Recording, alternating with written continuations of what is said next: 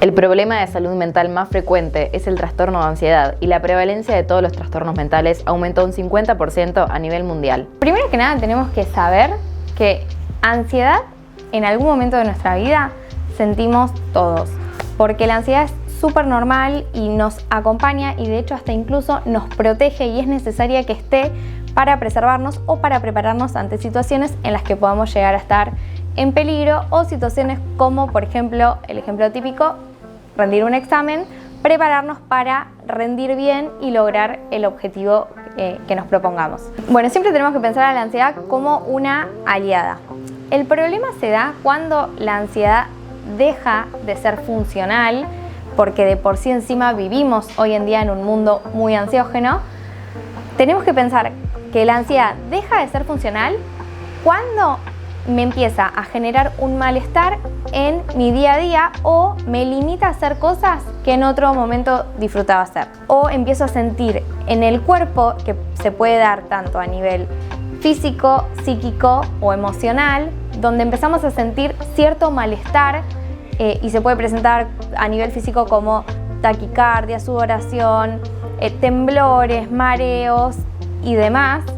O a nivel emocional, cuando empezamos a dejar de hacer cosas que antes disfrutábamos hacer, nos sentimos desmotivados, desganados, puede aparecer angustia o otras emociones acompañadas de la ansiedad. A nivel psíquico, lo típico, los pensamientos negativos catastróficos que nos hacen ver la realidad de manera distorsionada, entonces podemos pensar que la ansiedad nos está mintiendo porque nos está haciendo percibir las cosas como no son y frente a eso nos prepara y nos pone en alerta, porque todo el cuerpo se nos pone en alerta y es todo ese malestar que empezamos a sentir frente a esa situación, ese hecho o a la catarata de pensamientos que nos aparecen y por ende sentimos tanto malestar. Cuando pensamos en las causas, cuáles pueden llegar a ser los detonantes de la ansiedad, podemos pensar en muchos factores, pero como principales, bueno, esto que les decía hace un rato, de pensar en que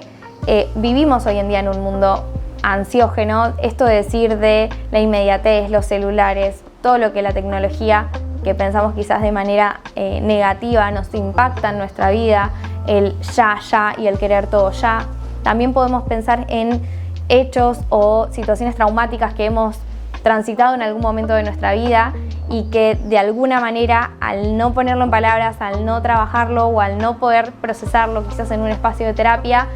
se hace presente, porque la ansiedad tiene que ver con eso, con que hay un desequilibrio interno y necesita que se escuche de alguna manera y por eso termina quizás hasta incluso gritándolo y lo sentimos en el cuerpo, en la mente o en las emociones. Otro de los factores también que podemos llegar a tener en cuenta puede llegar a ser el pendiente, esas cosas que vamos cargando una y otra vez dentro de nuestra mochila y vamos dejando ahí pendiente,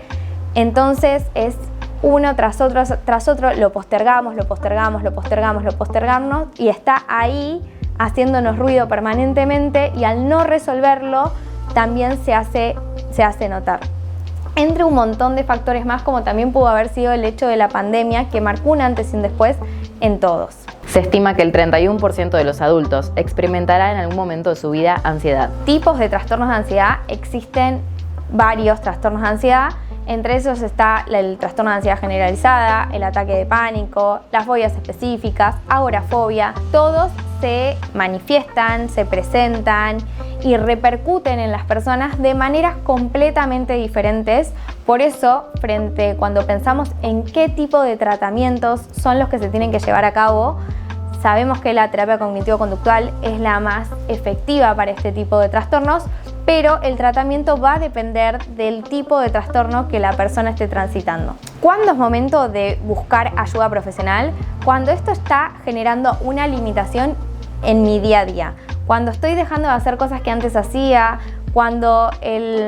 los síntomas físicos llegan a tanta intensidad que nos limitan o nos generan demasiado miedo, por ende terminamos quedándonos más inmovilizados a la hora de actuar o retomar nuestra rutina de todos los días. Entonces, en esos casos tenemos que buscar ayuda profesional. Tenemos que tener en cuenta que existen muchos recursos que pueden llegar a ayudarnos a poder aliviar los síntomas de la ansiedad, pero que el foco, la profundidad, la raíz la vamos a encontrar con la terapia.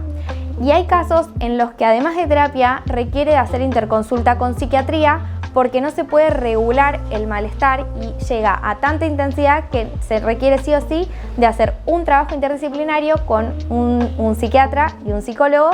para poder trabajar en conjunto y ayudar a que el paciente vaya logrando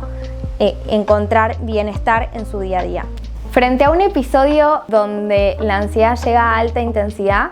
tenemos que encontrar el recurso y conocer qué es lo que más nos sirve. Un recurso típico es el de respiración, poder realmente aprender a respirar, que muchas veces decimos estamos respirando y no es lo mismo respirar como lo hacemos naturalmente que aprender la respiración diafragmática, que es la que nos ayuda a poder regularnos, porque tenemos que saber que nuestro sistema de alerta está activado, por ende nuestro cuerpo se pone tenso, empezamos a acelerarnos, a agitarnos, bueno, y todos los síntomas físicos que les mencioné antes. Tenemos que lograr que se active nuestro sistema de relajación, el que nos vuelve a traer a la calma, y para eso uno de los recursos más importantes es el de respiración diafragmática. Pero siempre, siempre, siempre tenemos que tener en cuenta que lo que me sirva a mí, a vos puede ser que no te sirva. Entonces tenemos que encontrar cuál es el recurso a prueba y error que a uno le resulta y que lo ayuda a volver al estado de calma. Los trastornos de ansiedad son altamente tratables y es fundamental el apoyo psicosocial y realizar el tratamiento adecuado. Si quieres ver más de estos contenidos, suscríbete a nuestro canal de YouTube y seguinos en las redes sociales como @FISSalud.